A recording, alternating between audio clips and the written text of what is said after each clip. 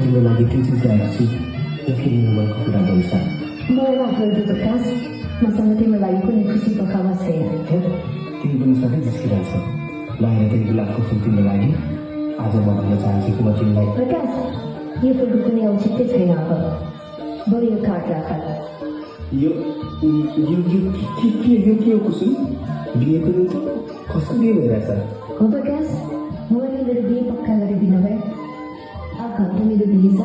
मलाई माफ गरिदियो प्रकाश मैले हाम्रो सपना बचाउन सकिनँ